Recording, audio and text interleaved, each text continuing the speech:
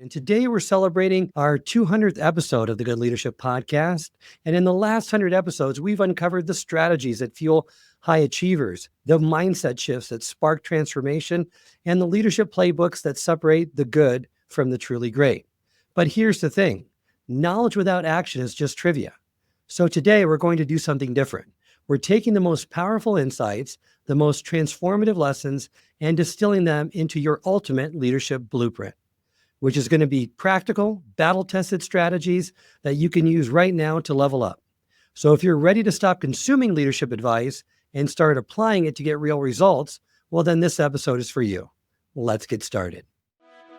Welcome to the Good Leadership Podcast, where we explore the stories, strategies, and insights of thought leaders who inspire us to think differently and lead better. Through candid conversations and expert perspectives, we dive into the challenges, breakthroughs, and practical lessons that shape exceptional leadership. What does it really take to succeed? Is it talent? Is it hard work? Is it luck? While those factors play a role, the truth is success is an inner game before it ever becomes an external reality. The most successful people aren't competing with others. They're challenging themselves, learning from rejection, and taking bold action when it matters most. In this segment, we'll break down 3 powerful ideas that can shift your mindset and propel you toward greater success. Let's start with the first and most important challenge, you. Now, we often think of competition as beating someone else, but the most important competition is usually within. And according to John Miller, there are 3 people you have to overcome if you truly want to be successful. I love what your dad said, because he was a wrestling coach at Cornell for 25 years. And he said, to you, he said, John, there's 3 people you're going to have to beat if you want to be successful, right? And love for you to share that story with our listeners. I've written 5 books, and my dad has made it into every book. Not huge, just one story per book. I didn't overdo it, but the man was a good teacher. He was a pastor of Christian churches, two different churches for 40 years. And he was a wrestling coach, Ivy League wrestling coach for 25 years. So he just had a lot to teach. He was a storyteller.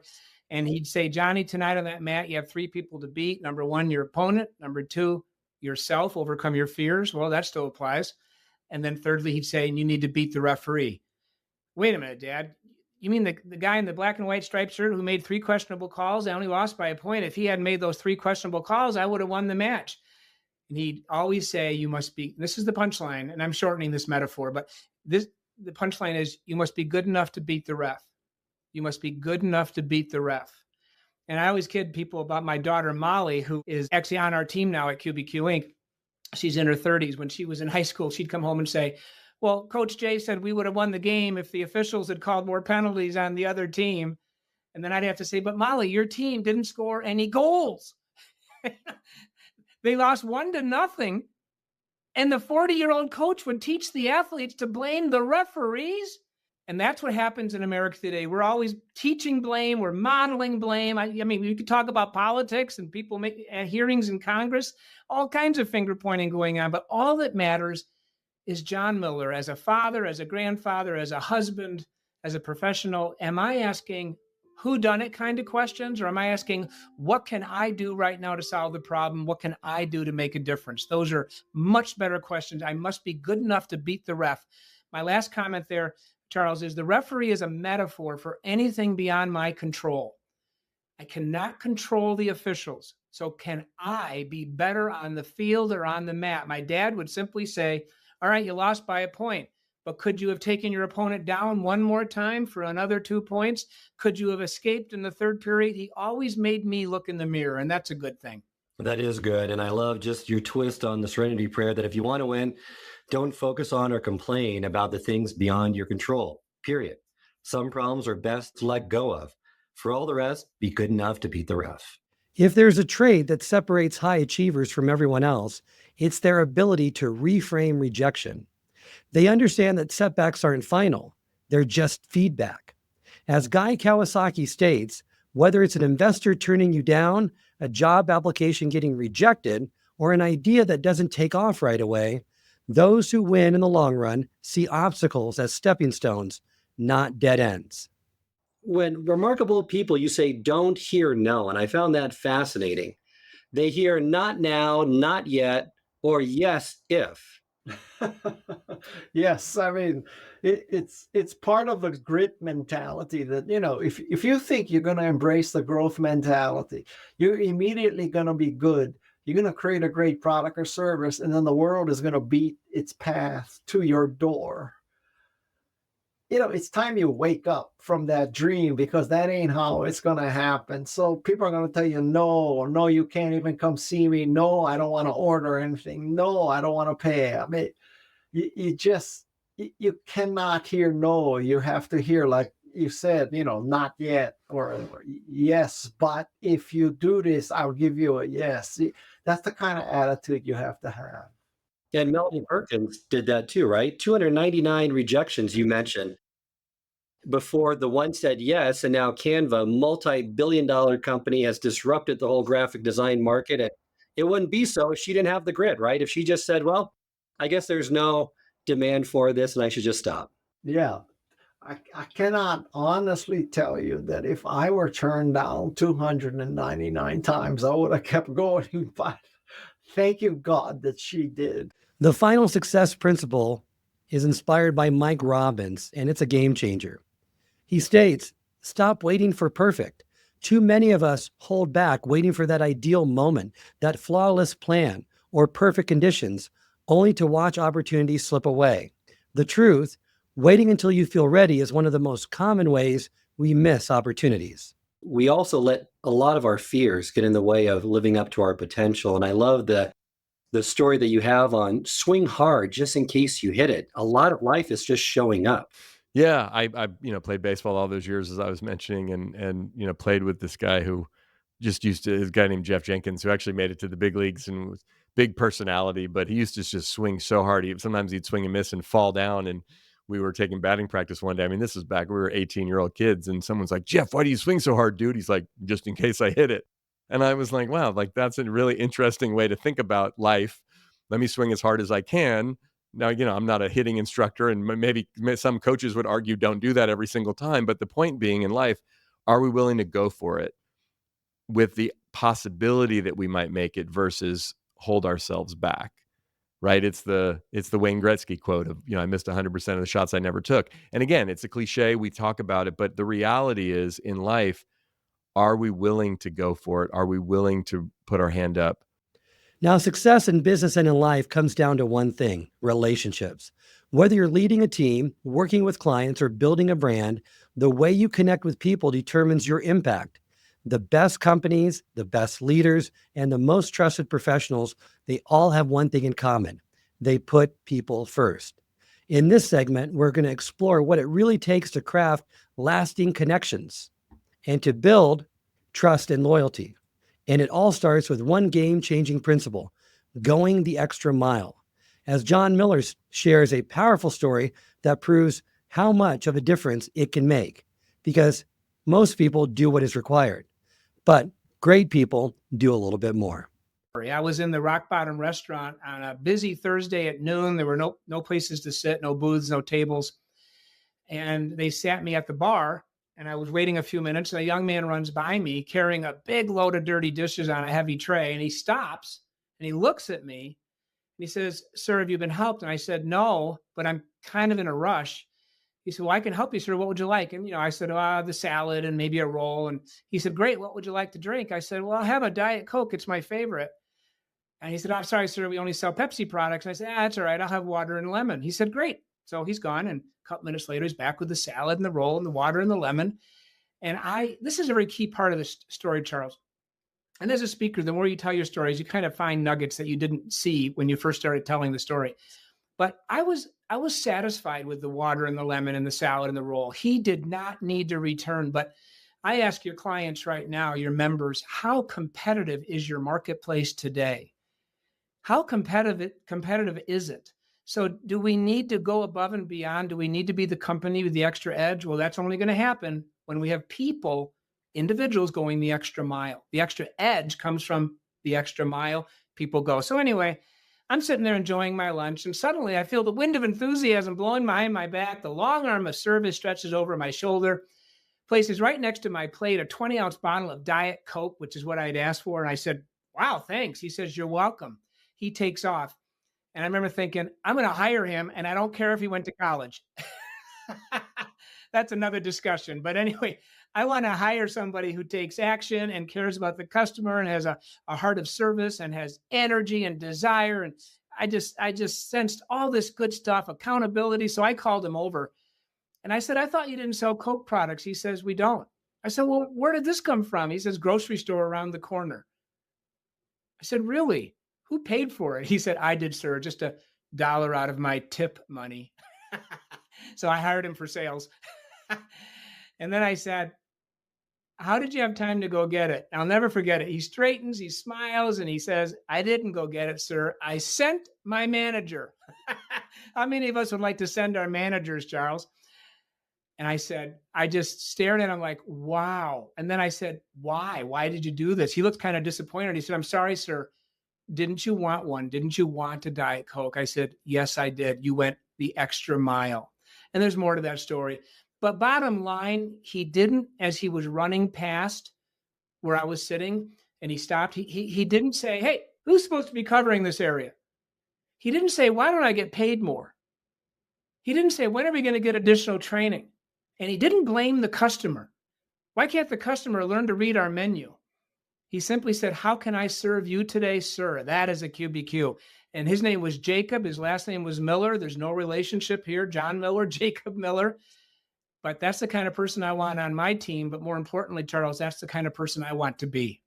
Few companies have refined customer experience quite like Zappos. Their success wasn't just about selling shoes. It was about building real connections with customers. So what's their secret? They don't see customer service as a cost. They see it as their greatest competitive advantage. As Dr. Paul Zak explains in our next clip, they train their teams to focus on relationships, not just transactions. And the result?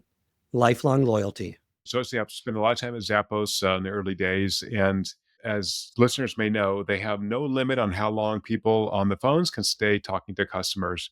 And their longest call to date, last I heard, it was over 10 hours.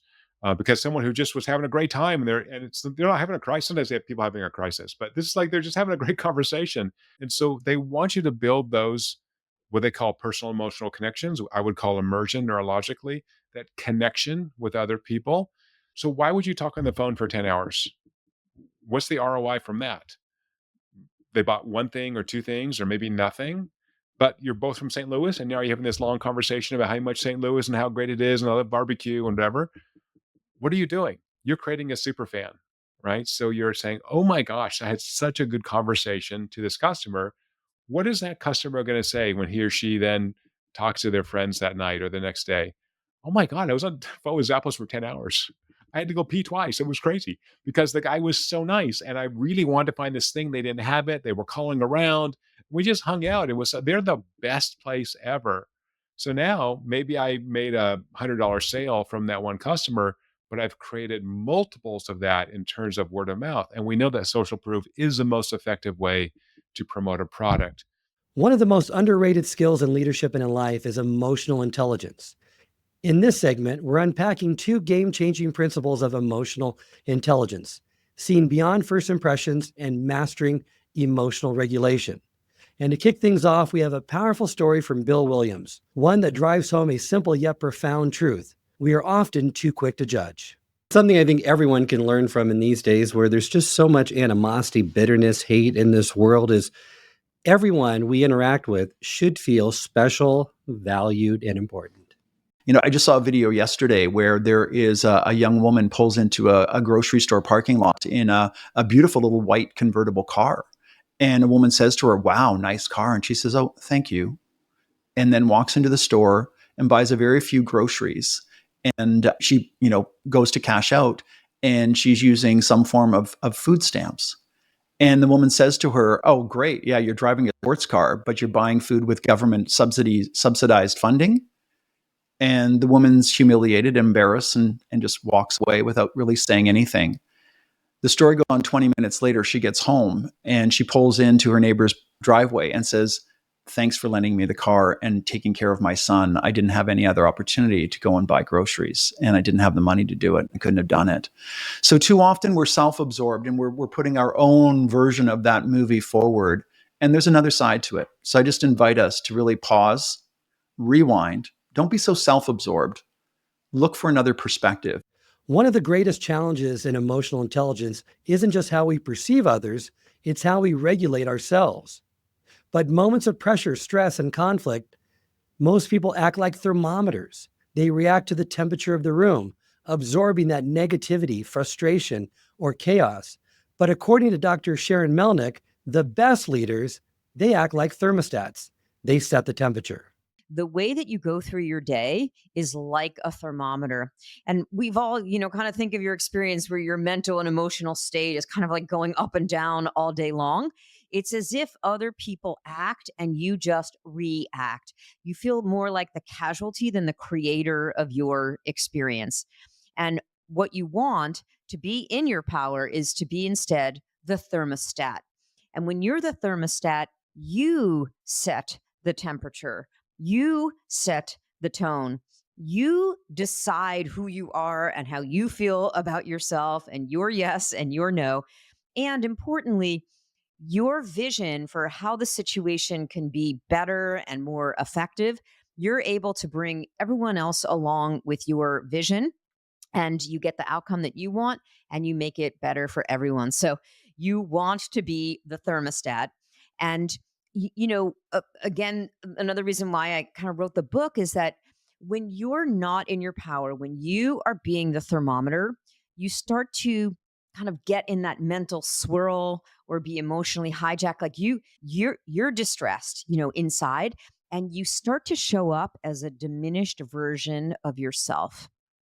And as a leader, the way that you try to make the situation better often makes it worse, or at least just perpetuates it as it is. Because usually you're kind of like, well, I said something, well, I tried, and then it didn't work, and everyone is more hopeless and entrenched.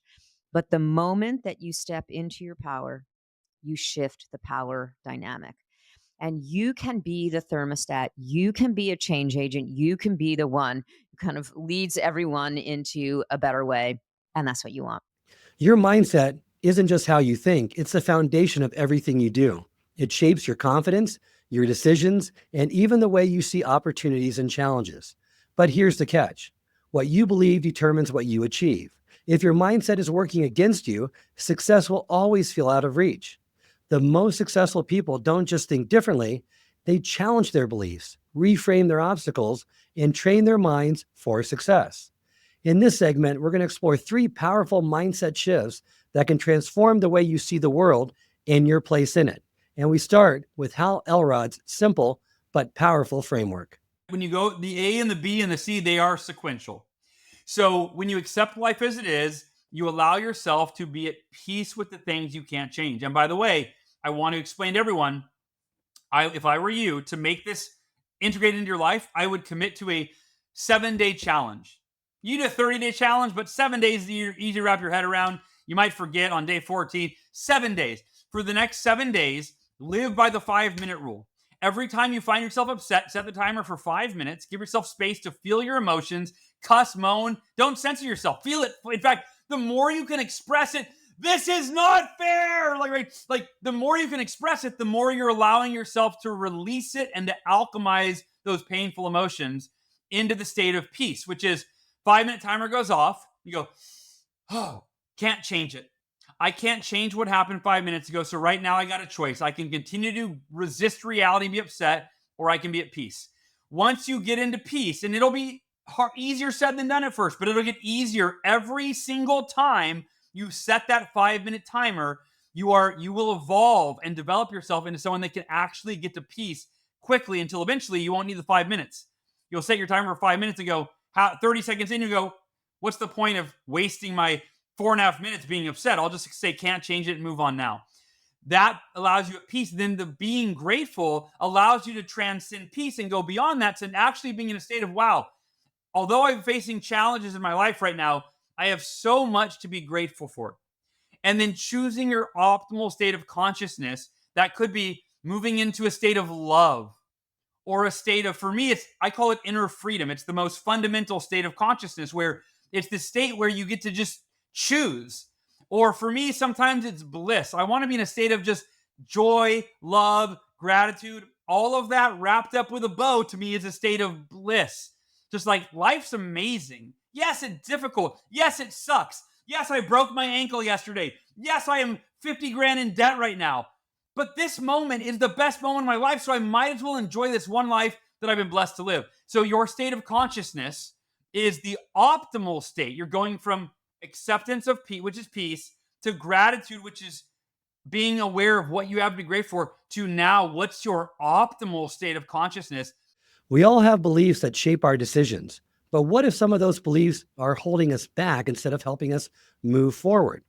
Misbeliefs, false assumptions we accept as truth, can quietly sabotage our success. They make us doubt ourselves, limit our ambitions, and convince us that things are impossible before we even try. If you were ever told, I'm just not that good at that particular thing, or I'll never be successful at this, you might be carrying misbeliefs without even realizing it. Let's break down how these hidden thoughts shape our world and how to challenge them with Dan Ariely. If you take something and you say, what's a misbelief that I really don't care if people have? You might say it's the belief that the earth is flat. Because, if somebody believes that the earth is flat, it doesn't change the curvature of the earth. The earth is going to be the earth, whether people believe it or not. So you could say, why do I care if people believe that? But the reality is that it's not about the outside, it's about the inside. And if somebody adopts the perspective that the earth is flat, it means that they think that NASA is lying to them, and the government is lying to them, and every government is lying. And all pilots know the truth and they lie to them. And there's no such things as satellites. And, build it up and up and up. And it becomes a lens from which they view the world, and they become suspicious of everything. If there's one skill that separates those who thrive from those who struggle, it's the ability to reframe challenges as opportunities. Life is unpredictable. Obstacles are inevitable. But as Kathy Caprino states, the way you interpret them determines whether they become stepping stones or roadblocks. Sometimes people will come to me, look, I've interviewed 50 times or 30 times, and I get to the last round and then I don't get it. And then they think to themselves, they may not say these words, but they think, I'm a loser, clearly. I'm not valuable. I'm not wanted. I'm not. And I will always say, now hang on here. Of all those jobs, how many did you really want? And often they didn't want any of those jobs. They're doing it because they're desperate. They won't need money. We understand these reasons, but that's not the job they want. And so I say to them, you're not a loser. Your system is operating under the internal understanding you don't want to be employed there. You don't want that job, and you're not going to get it. So once you can have a reframe like that, it makes you see the whole challenge extremely differently, and you're not the loser in the story. It's usually things are happening for a reason that you're not actually aware of. If success were easy, everyone would do it. The truth is, setbacks, discomfort, and long, uncertain roads are all part of the journey. What separates those who rise from those who quit isn't talent or luck, it's being resilient and adaptable. In this segment, we'll explore how to embrace discomfort, play the long game, and recognize when stepping backward is actually the best move forward. First, let's talk about discomfort. Discomfort is something most people try to avoid. But here's the paradox. If you want to grow, if you want to be stronger, more capable, and more successful, you have to learn from it and lean into it. Courage isn't the absence of fear. It's the ability to act despite it. And as Candace Dobie mentions, the most resilient people aren't fearless. They've just trained themselves to be comfortable being uncomfortable.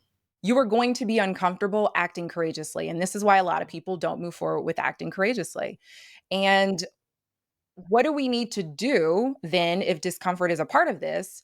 We have to be able to become familiar with it. A lot of people run away from discomfort. You don't want to feel it, so you don't say the thing that you need to say. But we need to become familiar with it, because what we are familiar with, we can manage.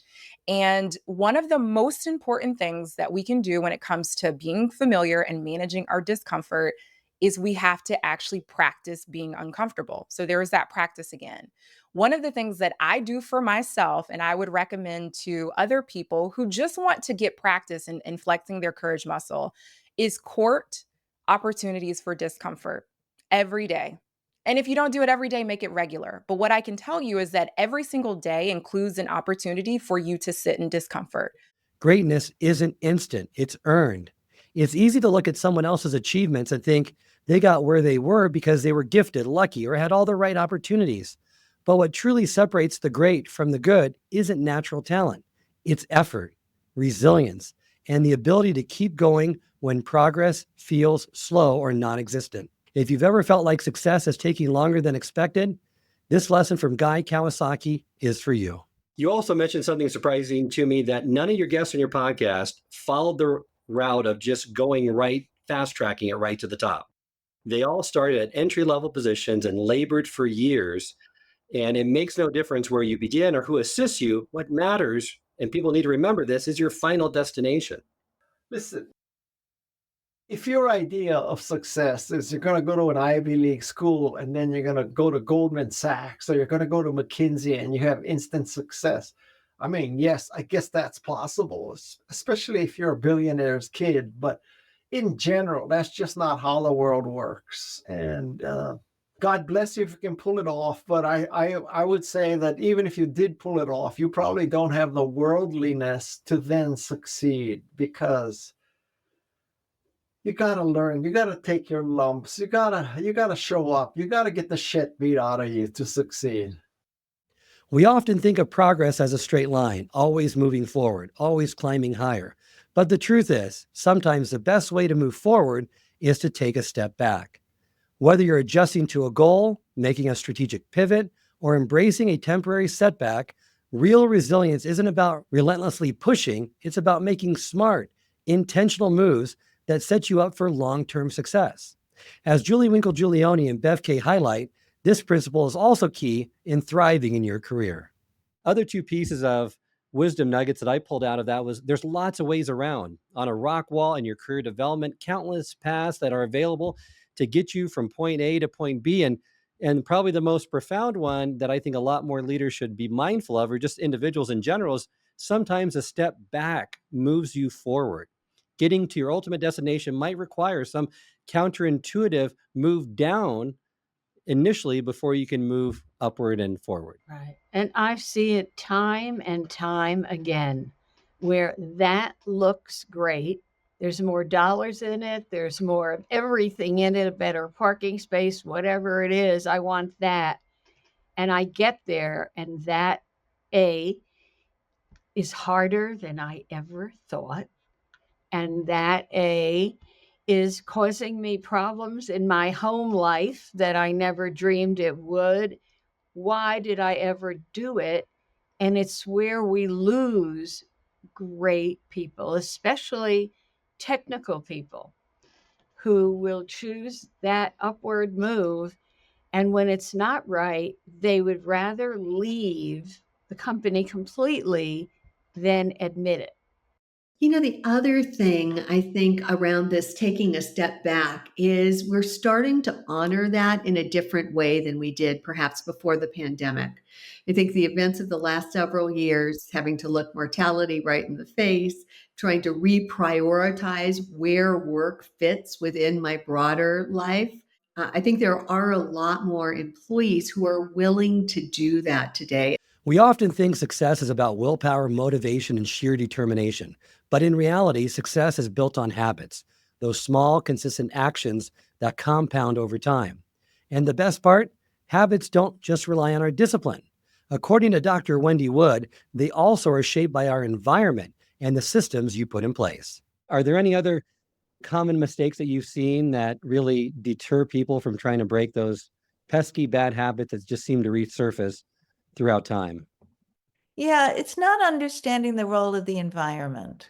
So we focus, as you said, on willpower, on why we should do something. We talk ourselves into it. We feel good because we've made a decision we're going to change, without realizing that unless we change the context to make the desired behavior easier and the one that you're trying to get rid of harder, you're not likely to be able to maintain change over time. So it's understanding the role of the environment. And let me give you an example that from some recent research that we did on vaccinations. COVID vaccinations, there's lots of data on what led people to get a COVID vaccination to begin with. And much of the research is about people's political beliefs, their health beliefs, their motivation, their concern for their family. All of those things are certainly important. But one of the important features that was often overlooked is how easy is it to get a vaccine. So we looked in California and Chicago at how far people were, the distance that they were from a vaccine clinic of any kind. And we found that people who were closer to a vaccine clinic, no matter what their health beliefs, no matter what their political beliefs, were more likely to get a vaccine.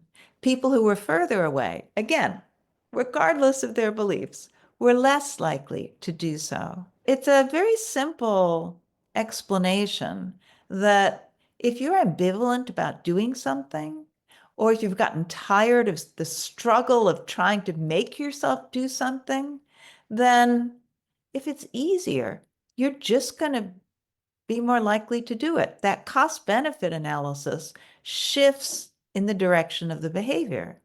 But if it's difficult, if the vaccine sites are far away, if your gym is far away, if you have lots of cookies and other things on your kitchen counter, then it's going to be hard for you to be able to follow through. So the role of context is really critical, and it's something that we overlook. It's one thing to build good habits in your personal life, but what about work?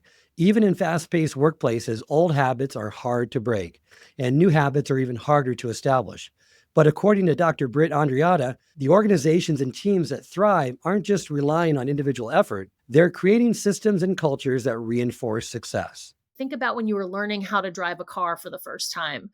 We're doing that in my household right now with my teenager. It's a lot, the accelerator, the brake, the mirrors, the steering wheel. For some of us, it was a clutch, right? There was a lot to think about. And yet, once you get the hang of it, you don't think about the act of driving anymore. You can get to your destination and kind of be like, oh, wait, I'm here.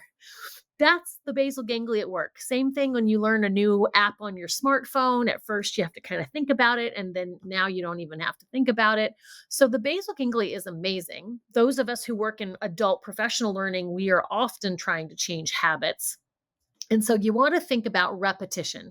It's grooving that neural pathway. And the more you run that neural pathway, the stronger that neural pathway gets. And so there is kind of some research that there's a magic number. I mean, there's a big range, but kind of on average, it's 40 to 50 repetitions of a behavior is when that habit kind of starts to really get formed. And at 66 repetitions, the neurons actually get thicker. They can measure them getting thicker. So they're a lot like a muscle. You use them, they get stronger. You ignore them, they atrophy. So when we think about workplace learning, we're oftentimes asking people to step away from a habit that's well grooved and comfortable and they don't have to think about it, and instead start to do a behavior that's awkward, new, requires concentration, is not an automatic behavior yet. So as a learning designer, you've got to start grooving those repetitions in the learning event. You've got to have them practice. Otherwise, when they go back to their office or the field or whatever, they're naturally going to go to the old behavior unless you're intentionally getting people to that 40 or 50 number. We often celebrate individual talent, the star employee, the standout performer, the natural leader. But the truth is, success is rarely a solo effort. It's not just about having the best people, it's about having the right team. And the best teams don't happen by accident. They're built with intention, trust, and strategy. In this segment, we'll explore two powerful insights from Dr. David Burkus that challenge traditional thinking about teamwork. The first one is in regards to when we think about championship teams or world-class organizations, we assume they're great because they have the best talent. But here's the reality. Individual talent doesn't guarantee success. The best teams don't just collect talent, they develop it. So let's explore how the right environment can make all the individuals better as part of a team. I love the statement in the book that talent doesn't make the team makes the talent. That's kind of counterintuitive because for many individuals, they feel like if you have better individuals, more intelligent, smarter individuals that can perform at a higher level, that team, when they put them together, that team is going to be more productive. Yeah, well, so did the people at Google when they conducted Project Aristotle to try and figure out what made for the best team, right? If you talk to the people that ran that study, massive study, tens of thousands of people, hundreds of thousands of data points across the whole company too, not just, US based, but internationally. And they thought it was going to be a formula, right? Like you need this percentage of introverts and this percentage of extroverts. And you need this many STEM people and this many artistic and blah, blah, blah. And if you do that, you'll build the perfect team. And it turned out none of those things correlated to the success or failure of the team. What it came down to were the norms, the habits of behavior, the way people interacted on a team, whether or not they had kind of a sense of each other's and had empathy for each other, or whether or not they had a sense of psychological safety. All of these things are cultural things. They're not skills or abilities things. And you can't recruit your way out of a crappy team culture. You can't. And even if you could, unfortunately, at least my experience, and it's anecdotal, but I bet it matches yours and everyone who's listening to this, a lot of times those really talented people are also not exactly non-toxic. I won't say they're toxic to a team culture, but they're not exactly healing to a team culture. They want to be those stars a lot of times. And so that, we've all had experiences of this, attempting to recruit that star player and not having it work out, because you can't recruit your way out of a bad culture. What you can do is work to change the culture of the team you have now, and you'd be amazed who might turn into a star. Some teams treat everyone the same, like interchangeable pieces on a board. But truly great teams, according to David Burkus, they play chess, not checkers. Great teams play chess because in checkers, every piece is the same and moves in the same way. Yeah. Oh man, that's one of my favorite highlights in the book, and very few people ever pull that out. Thank you. Yeah, and I should say I remember hearing this concept or something similar to this from Marcus Buckingham first, I think. But yeah, the idea in checkers, if you ever played checkers, every piece moves the same way, and they all only move forward until you get to the back of the board, and then you can king me and they move, but they have to stay on the same squares, what have you. In chess, every single piece, or not every single, because I guess there's 2 rooks and 2 bishops and 2 knights, but they all have different patterns to how they move. Not everyone on your team can do every job, and not everyone on your team should do every job. And without that sense of empathy and understanding what people's strengths and weaknesses are, what their preferences are, what have you, you don't get to the ability to see each person as unique and different chess piece that contributes to a greater whole, right? Now, that does mean it comes with more complexity. It's certainly easier to get your head around checkers than it is chess, but it also comes with more opportunity. There are far more ways to win a chess game than there are to win a checkers game. Great communication isn't just about what to say, it's about how you say it. So whether you're networking, leading a team, or just having everyday conversations, the way you communicate shapes how people perceive you. The best communicators aren't necessarily the loudest or the most charismatic. They're the ones who connect, engage, and leave a lasting impression. In our next segment, we're going to explore 2 key communication skills from Matt Abrahams. The first video focuses on how to get better with small talk, because when done right, it's not small at all. So you give some great structures on how to plan spontaneous conversations, but you say there's one, the Swiss Army knife of structures. Perhaps you can give us insight into what that is and kind of walk through an example using it. Yes, it's 3 simple questions. What, so what, now what? These 3 questions can help you manage so many spontaneous speaking situations. Let me explain how it works. The what is your idea, your product, your service, your update, your feedback. The so what is why is it important and relevant to the audience you're speaking to? And then finally, the now what is what comes next. Maybe it's, I'd like to take your questions, or let's set up another meeting, or here are the next 3 steps I need you to take. Now that you know how to engage in great conversations, let's talk about how you sound more confident and credible when you speak. Like, and how. While they might seem harmless, they can make you sound uncertain and unfocused. The best speakers and leaders eliminate filler words, so to create a more powerful, concise, and authoritative communication. Matt Abrahams has a great technique that helps you remove those pesky filler words from your communication. Pauses are important. People who have higher status and power in certain contexts will absolutely pause more than those who have lower status and power. So you actually are seen as more confident and competent by pausing. But the other thing is, you can't say anything when you're inhaling. I challenge everybody to try. The next time you have a moment, try to say something while you're inhaling. You can't do it. Speaking is an exit-only event. You have to push air out. So if I am completely out of breath when I'm done speaking, I inhale, I can't say I build in a pause, and then I move on to my next phrase. We live in a world overloaded with information. Social media, news, opinions, and data come at us from every direction. The ability to think critically, filter out noise, and make sound decisions has never been more important. In this segment, we'll break down how to sharpen your thinking by embracing a balanced approach to skepticism and optimism. I'm going to turn it over to Dr. Kristen Lee to show us how to be a better skeptimist. I like this skeptimistic mindset, which you list in the book, which is really common reasons why people believe in something. And you list 5 of them. And it's because I believe it, because we believe it, because I want to believe it, because I've always believed it, and it's in my selfish interest to believe it, none of which are really good reasons to believe anything.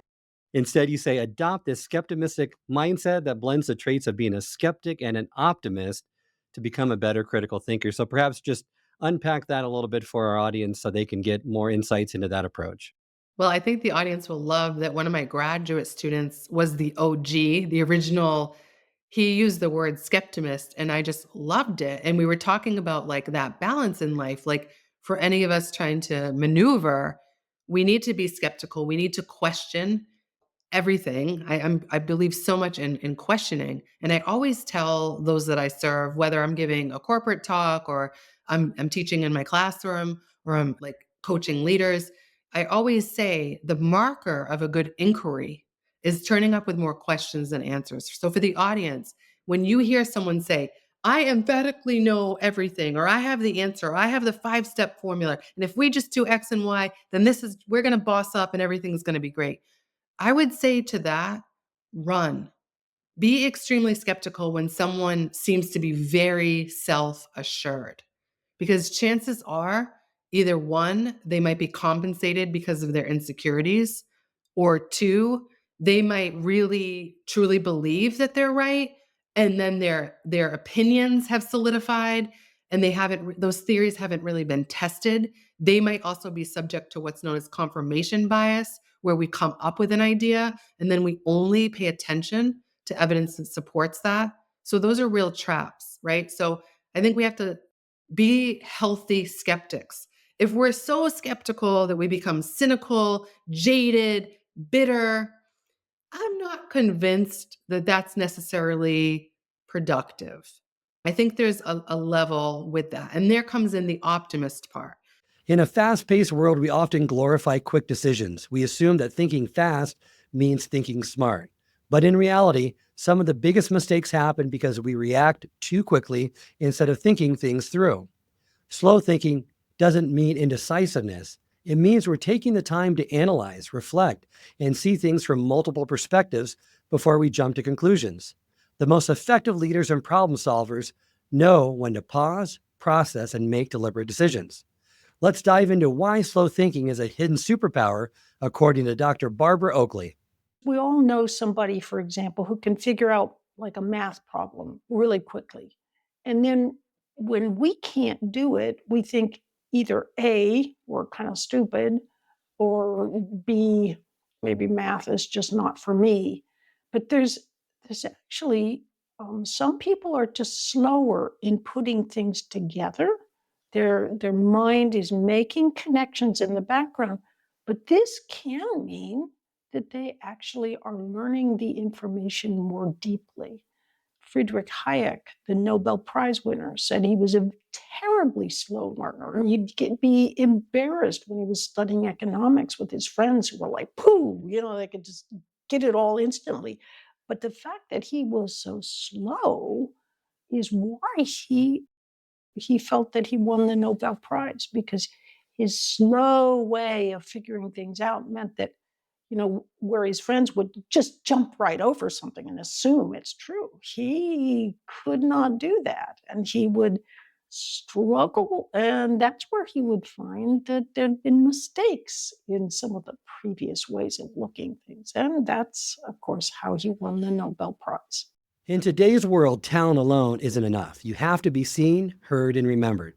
So whether you're a leader, an entrepreneur, or building a career, the way you present yourself to the world shapes your opportunities, credibility, and influence. But here's the mistake most people make. They assume influence is about expertise alone. It's not. The truth, influence doesn't just happen. You have to claim it. Being great at what you do is important, but if no one knows about it, it won't matter.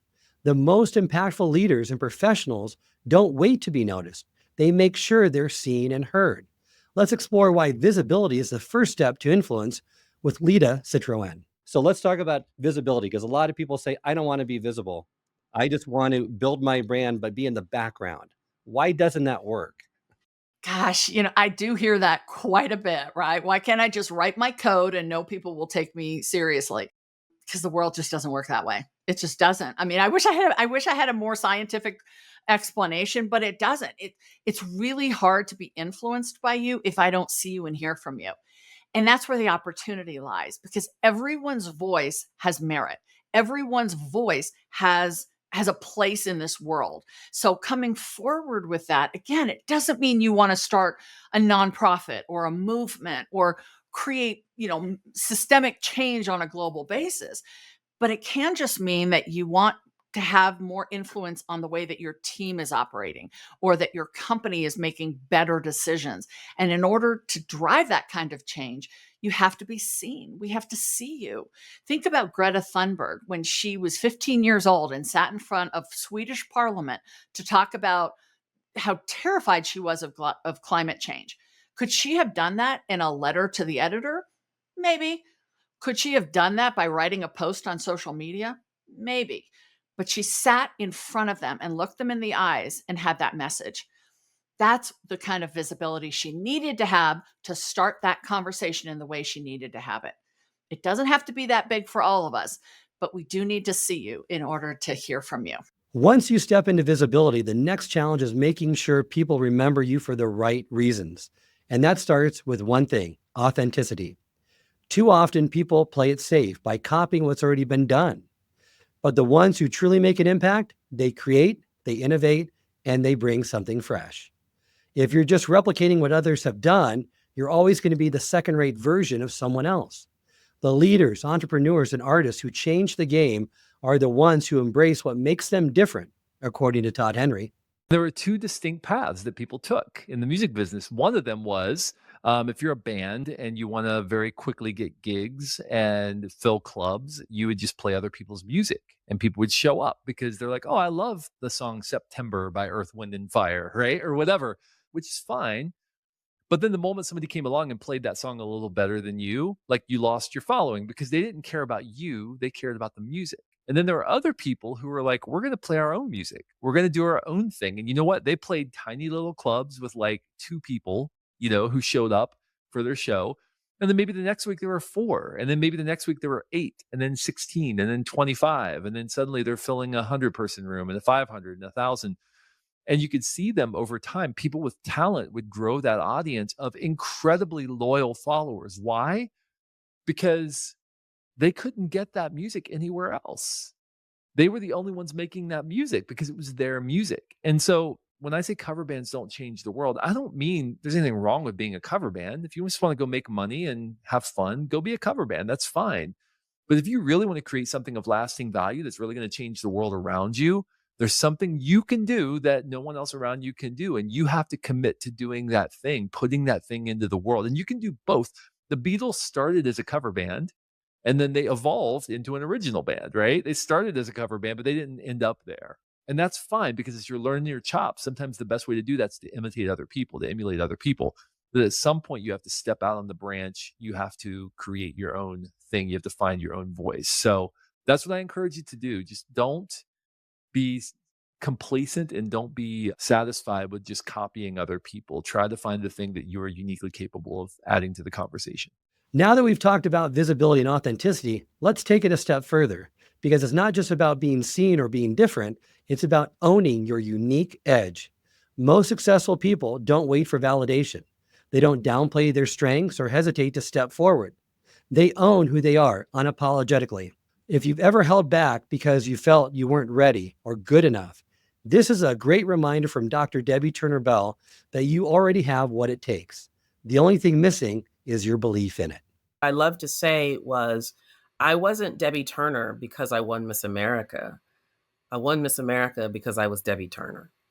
And so I was determined not to change, not one bit of that, and just simply be who God created me to be. Because what I knew for sure then, and I still know it today, is nobody can out Debbie Turner me. I'm the only one, and I can do it better than anybody. So why would I try to be like anyone else? And that's a message that I've tried to share, particularly with young people everywhere I go, is nobody can be who you are. You're singularly unique.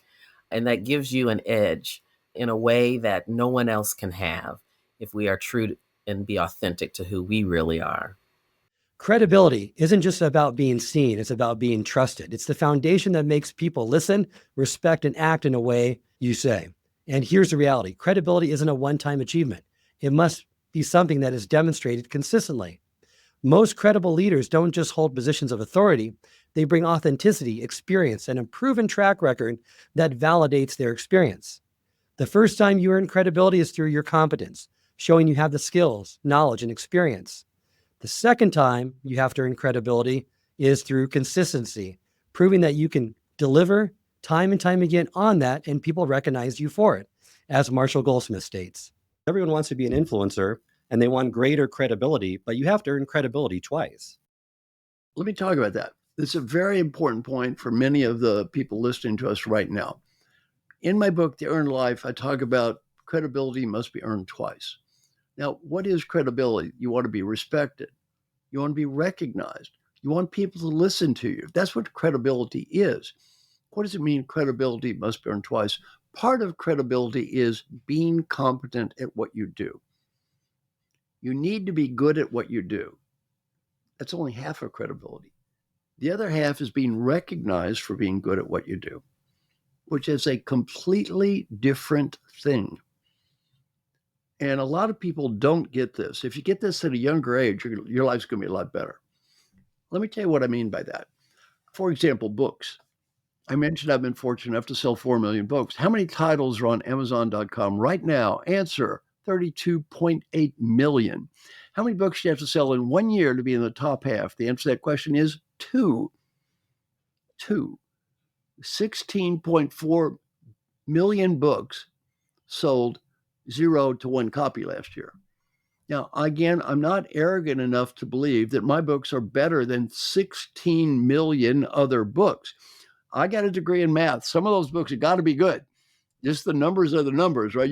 They're not all bad at 16 million. Some are better than anything I ever dreamed of, I'm sure. Nobody bought them. Part of credibility is you write a good book. The other part is somebody buys it. They're not the same thing. Once you have built credibility, the next step is knowing what to do with your influence. Too often people chase influence for its own sake. More followers, more visibility, more recognition. But real influence isn't about personal status. It's about impact. It's about asking, if I had more influence, how would I use it? What change would I drive? And who would I help? Marshall Goldsmith provides some great advice that true leaders don't wait for permission to create change. They start where they are with what they have. Question 1, if you became more powerful and influential, would the world be worse off or better off? Invariably, the huge majority of people say better off. Good. Question 2, does trying to become more powerful and influential make you feel uncomfortable? Oh, uncomfortable. Yes, many say yes. The hard question is 3. Look in the mirror. What's more important to you in life? Making a positive difference in the world or being comfortable? What's more important? You want to be comfortable? Don't change. You want to make a positive difference? Get over it. It makes you feel uncomfortable? So what? Suck it up. Showtime. Well, that really gets through to a lot of people. because I quit bragging about you don't promote yourself, the world would be better off and other people got ahead of you. Grow up. One of the biggest traps in leadership and personal growth is idolizing others instead of learning from them. It's easy to put successful people on a pedestal, to believe that they have that secret ability that we will never have. But when we idolize instead of analyze, we miss some of the most important lessons. The best leaders study others, take their works, and apply it in their own way, according to Paulina Pompliano. I distinguish between learning and idolizing because I say that we are like a society with a wandering eye. So we're always like, "Oh, that person has it. They got it down. Like that's who I want to admire and put on a pedestal and try to copy one for one." When I was writing the book and when I write my profiles, I always in the back of my head think this person's life is not perfect. It's probably actually far from it, very far from it. The public perception rarely matches the private perception. Right now, Martha Stewart, there's a new documentary on Netflix on Martha Stewart. Oh my God. Like, as her career success was skyrocketing, her personal life was just completely in the dumpster. And she's promoting her weddings book, yet her marriage is falling apart. And it's like, if you look at her, because her entire brand is her name, her image, you are like, wow, she's the perfect hostess. She has the perfect life. But then you dig a little deeper and you're like, oh my God, this is not what I want for myself at all. So I wrote the book and I included that particular part in the introduction because I wanted people to read it as, look at all the different paths you could take, but know that these are not perfect people. They're often very imperfect people who appear that they have figured out some small thing in their life. And my thing is, I've interviewed people like Melinda Gates and Richard Branson, but I never idolized those people. I knew when I was talking to Melinda Gates and when the whole situation was happening at the time, people were admiring their relationship, her and Bill Gates. They were saying relationship goals, all this stuff. And then you realize their marriage was falling apart and they got divorced.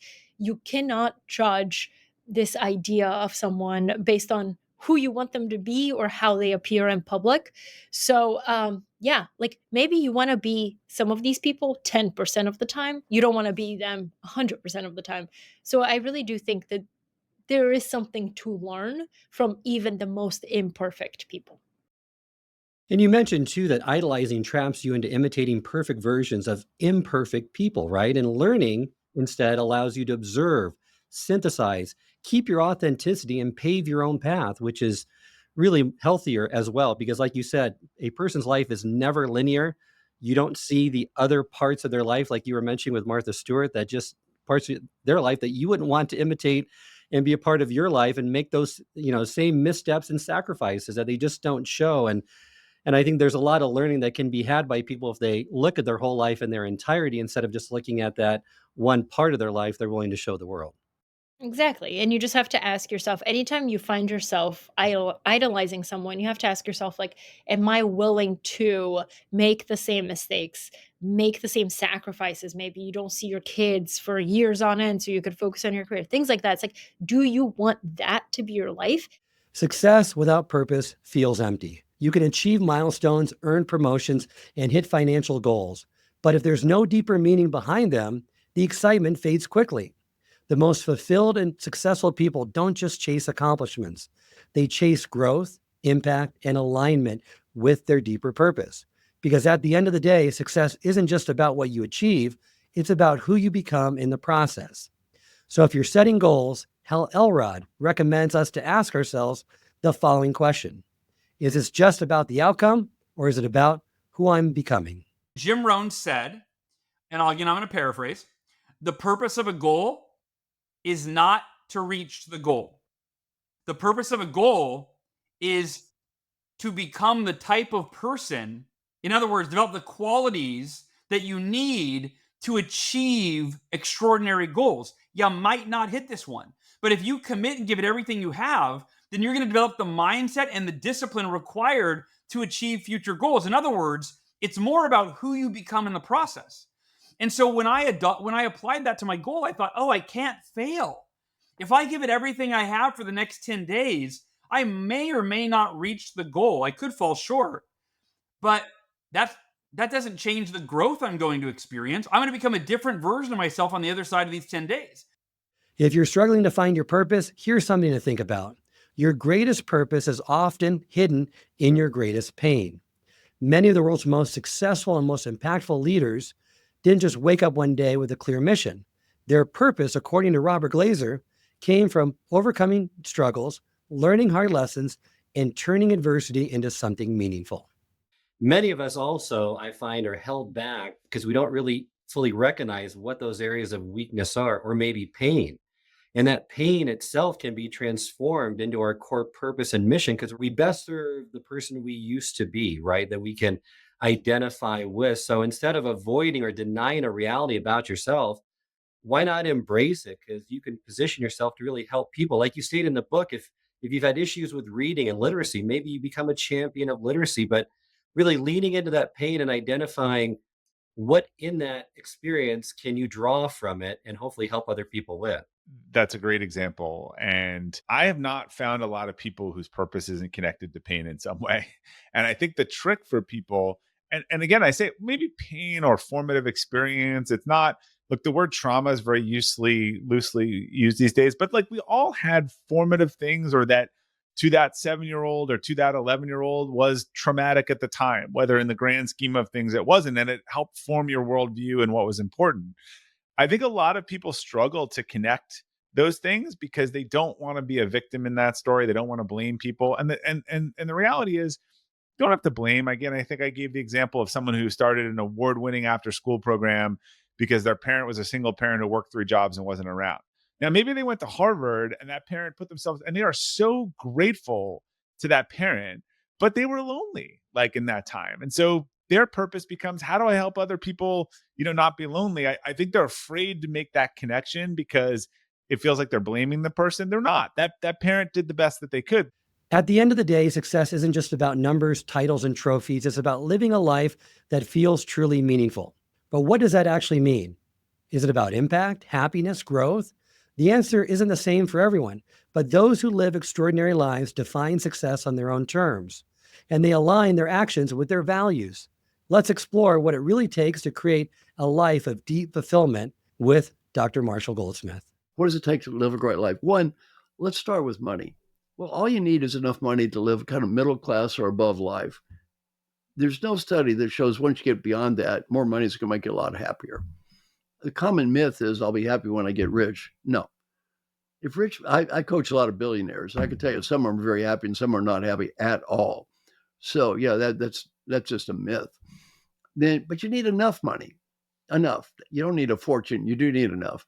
Then after that was relationships. You want to have a great relationship with people you love. Dr. Bob Waldinger from Harvard has done this longitudinal research that illustrates the importance of relationships and having a great life. And then take care of your health. Now, assuming you're healthy, you got a good relationship with people you love, and you got enough money, what matters? 3 things. 1, you need a sense of aspiration. What is the purpose? Why am I doing this? It doesn't have to be religious, but it has to be something. People work hard. Okay, why are you working hard? You need to be able to answer this question. Why? What's the point? Number 2, though, you need achievement. A person like me, look, why am I talking to you? I don't want to be playing crappy golf with old men at the country club eating chicken sandwiches all day. I want to achieve something in life. You want to do something that has meaningful achievement.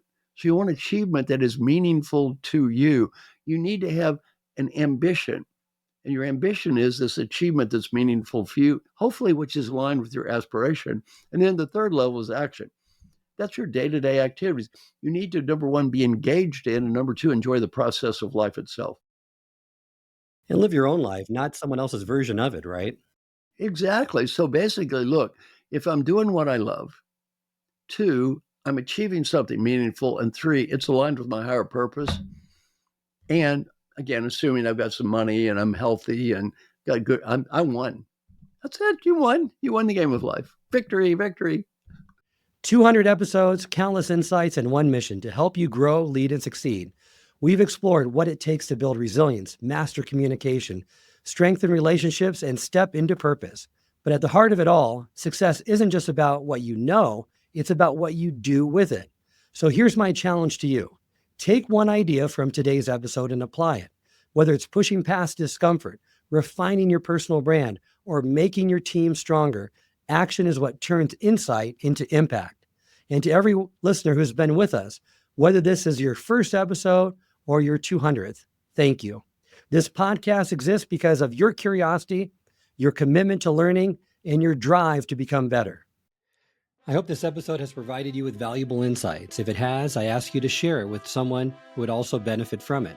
If you've been enjoying and gaining knowledge from this podcast, then subscribe to our YouTube channel where you can find all the previous episodes of the podcast and additional learning resources. You can also subscribe to the podcast on Apple or Spotify and leave up to a 5-star review.